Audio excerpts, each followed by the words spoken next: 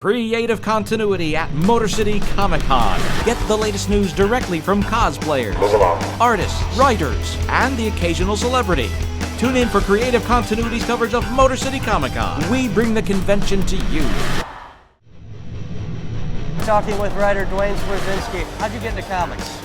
I actually started out as a novelist. I write crime novels, and at one point I wrote a fan letter to Ed Brubaker, of Captain America fame. I love this series Criminal, and I sent him a fan letter. He actually had bought one of my books that same week, and it was just very odd. He said, "Wow, ever for comics, let me know. I'll introduce you to my editor."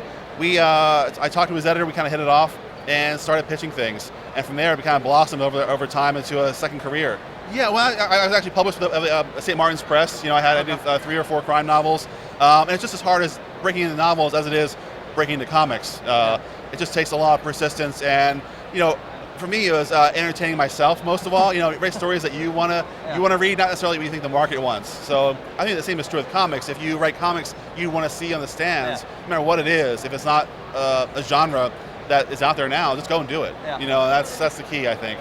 And then do you think at that point people start to recognize you? And I mean, if you start showing people that you can produce a product, it's... Absolutely, yeah. I think having something done under your belt, it goes a long way. I know editors who scout for new talent, they want to see that you've told the story from start, middle to end, and can do it, whether it be self-published or otherwise. Okay. That's a huge help. So how did you mentioned you worked in St. Martin's Press, but you also mentioned you worked, you've also said you've done some journalism work. Right, how did that kind of transition you into wanting to tell long-form stories? Yeah, it's funny. I started magazines. My hometown magazine in Philadelphia at first. Then I worked for Men's Health, where I was the unhealthy one. That was my job there. I was a beer-guzzling, unhealthy guy. I went to... there's no problem with that, man. No, I guess not. I went to Details magazine, which was a men's magazine. I was the uncool one there, and eventually went back to Philadelphia to write for the magazine and a newspaper. It taught me, I think, just how to be more precise with language. In print. That's the key, honestly. It makes you a better writer when you have an editor using red pen on your stuff. After working with Brubaker, how did you break into the big companies?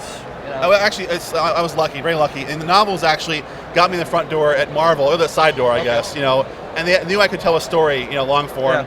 And it was a matter of me pitching them ideas and seeing what they want to try me out on. I did a few tryout issues. I did a Punisher as a tryout, a Wolverine, and a Moon Knight, just to see what I would do with it. And once they kind of liked what I did, and it was reasonably happy, they offered me a chance at a series, which was Cable, was the first series. So that was, for me, it happened really fast. But I think it was because of the novelist thing. I was a novelist, had a long career in journalism, and it's not your usual path in the comics, but to me, it was having that finished work again. So what of those characters or your Marvel work did you enjoy most working on? For different reasons, all of them. Cable was fun because I liked, the sort of a father and daughter aspect of the series. I love Iron Fist because he's a kung fu billionaire kind of guy, and it's a great story machine. Tell any kind of story you want. But yeah, I actually don't really say yes to an assignment unless I love the character and want to do something crazy with it. Gotcha. How'd you get to break into the very controversial? Now at least, with what's going on, the New 52. Oh, it wasn't, for me it wasn't controversial. It was more an editor I knew had seen my work and just kind of called and said, hey, would you be interested in this series? And they don't really kind of call you up and say, here, it's yours. They want to say, what's your take on it? What would you do with these characters we're giving you? And kind of map it out a little bit. And they like it, they'll hire you. If not, I'm pretty sure I've tried out other things and didn't get it. And I've learned later, I heard friends got the series. It's just who has to take the editors want at that certain time. How did you go about approaching, kind of rebooting Black Canary as a character? I know you did the Zero issue and stuff, and you kind of paved ways for her and Batgirl to come back together in the series. Right. I kind of just thought about who they were in relation to each other. What that sort of mix of friendship and teammates, and the idea that Canary was good friends with Starling, the new character, and they're also friends with Batgirl somehow. You start there with a core team or core nucleus of friends and kind of see others fit into that. Being a villain or, Katana, in Katana's case, a damaged, kind of maybe mentally troubled individual. And then you actually created Starling. I love her. Yeah, she's fun. Did you essentially for the character you had this underlying theme that it was always going to be, she was going to turn eventually? What's funny, she had her own agenda. Actually, my plans didn't involve her turning. Okay. It was more that she had her own agenda.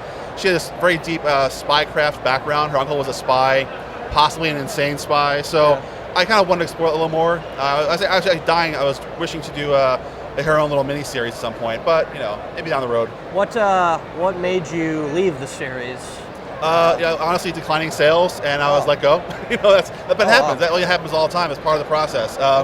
Sales dip, and you want to try a new writer, try a new artist, and that's just. I knew that going into it. I'm actually happy I lasted 18 issues. It was a fun run. Yeah.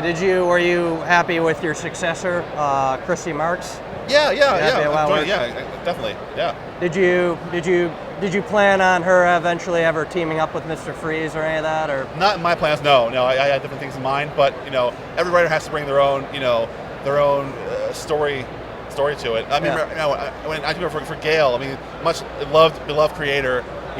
I was really nervous about taking over in her wake, but she can be more kind to me and supportive, saying, just do your own thing, don't worry about it. Did you have a lot of conversations with her prior to Bod? Not prior, but during, when Batgirl did join the team, I made sure she was, of course, on the same page about that. Yeah. So because you probably want the continuity and things and absolutely, and just respect, just make sure that nothing conflicts. Which artist have you enjoyed over your time on Birds of Prey? You've had Jesus Saiz, brilliant, Romano Molinar.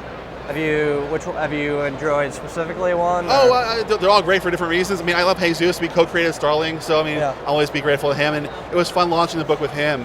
And outside of Birds of Prey, actually here at the con, there's a few artists I love. Manuel Garcia with Bloodshot, he's here. Met him for the first time here at the show, actually. Worked together for a long time on Black Widow for a while, and a short Iron Man story. So it's every artist has his different strengths, just like writers. Yeah. Do you have that? Do you find when working with Spanish artists that it's difficult in terms of communication? It's really not at all, because in terms of Manuel, David Macho, his manager agent, you can talk through him. Yeah.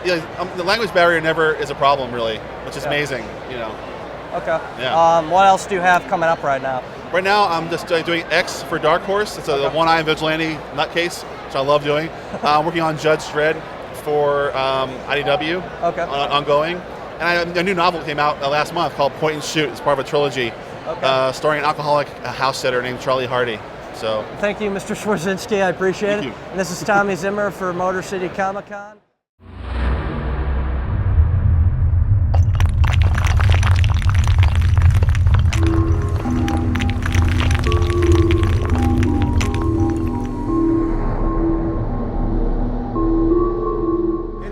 Questions for me that I didn't address that I can help you guys out with? Or? Well, let's say as a writer, you're really excited about a robot story. Mm-hmm. And you really like this person's work because you've seen them do robotics or some style. Sure. They're like, but I really want to draw dragons. It's like, but I have this robot story, but I really want to draw dragons. You can't. But if you don't have, but you don't know anybody else that you would want to work on that, as a professional writer, do you just have to get used to the idea of, we're going to shelve the story away and just work on the next one and just keep it in mind and it'll come up again? Absolutely, yeah. You're exactly right. I call that square peg round hole syndrome. I have worked with artists who I know would do a phenomenal job. We would make bank if they would work on the story with me. But for whatever reason they don't want to, they can't, then you shelve it. It was funny, just a true story, just this morning, I have this story that I've been sitting on for a couple of years now. And this is going to be a story that I think is going to really take what I do to the next level. It's not a horror project. A story I'm very passionate about. And I've had several near misses with artists I think would be pretty good at it. And I've even had them draw the first 5 pages, and it looks cool, but it's not there, man. That's not quite it. And just this morning, I was thinking about something, and a name popped into my head of an artist I'm working with on some stuff, and I'm like, duh, Dirk, why don't you talk to this person about it? That project is at least 5 years old. You can't make anybody do anything. And even if they other people would be great at it, if they don't want to do it, they're not going to do it. So yeah, you shelve stuff and you move on, I've been burning to tell this story. I wish I could tell you guys what it is, but I'm not going to yet. I've been burning to tell this story. But it's been sitting on the mental shelf for 5 years. I've given it to 3 or 4 different artists, 3 or 4 different artists have drawn like the first couple pages, you know, but it's not right. I'm very big on the art matching the story, or juxtaposing it the way I want to. I do a horror series called Tales of Mystery, and it's a very dark horror series, but I prefer a more non-gritty art style with it. And people are like, well, the juxtaposition is really weird. I'm like, yeah, but I like it. You know, I don't want it to be, you know, like the craggy, real horror style. I don't want that for this series. I want a little more noir, or more, dare I say, animated, you know. But yeah, I mean, that's exactly what you do. You shelve it. It breaks your heart. It will break your heart. And you can show it to them, but if they don't want to do it, you shelve it, you find someone else when the time's right. Like when you're looking for an artist, like let's say you have a script, and like how do they know what you want to draw? Because let's say you have like a picture of like, you want someone like walking down a wall strip or something, but the box says it was a nice day or whatever. Like how would they know what to draw? Like what you have in mind? What I do when I write a script, and I have script samples in the book as well, but real simple. 1.1, page 1, panel 1. Very nice young girl is walking down the aisleway of the mall. It's a crowded mall. There are a couple of people scattered about. Again, notice it's not super crowded because you got to draw a lot of people. But you know, she's walking down the mall. I picture this kind of a bigger panel. She's walking down the mall. Okay. Panel 2. Reverse the We are now in front of the girl, and we can see behind her that a zombie is shambling up behind her. She doesn't see it because she's rocking out to Katy Perry on her earbuds. Doesn't matter, it's Katy Perry. Can you see that in the comic? No, but she'll be like, you know, whatever Katy Perry song is. What's the one I like right on the radio? Wide Awake, maybe? Is that Katy Perry? Be honest, you know. Someone knows. You're right. Wide Awake? All right. Wait, I know that. That's terrible. But you know, but I actually tell them what I'm seeing, and then I would put maybe in the dialogue. Anyone know the words to Wide Awake? Says I'm wide awake in it. Okay, so I could say, you know, young girl, and then her dialogue is, you know, little musical notes. I'm wide awake. I'm wide awake. Is that the song? I'm delirious, man. Like, I could be like Metallic, Angel of Death, or something by Slayer. Welcome to the kingdom of the dead.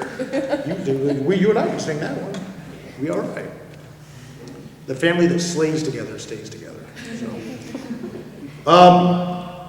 Then I'd say, you know, panel 3. Close-up shot of the zombie. You know, reaching out to the girl. The girl still doesn't see her, or see him, or it. And then, you know, zombie, blah, you know, and then you just tell them what you want. But that being said, the artist may interpret that a little bit differently too, and see it better visually. But you actually lay out specifically, that's called a full script style.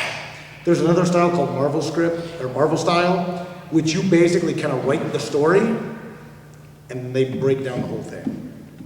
I think that's more work for them, and I'm just not comfortable with them, kind of a control freak about it. I talk about that in the book too, kind of the pros and cons. But generally, I tell them how I see the story going, but I also give them the freedom if they want to change it, they can change it up as they wish.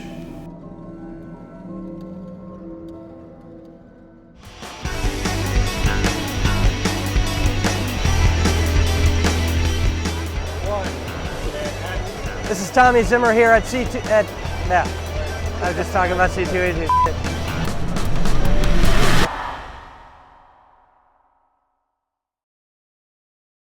Do you know about Bestow Productions? We're the area's leader in video production.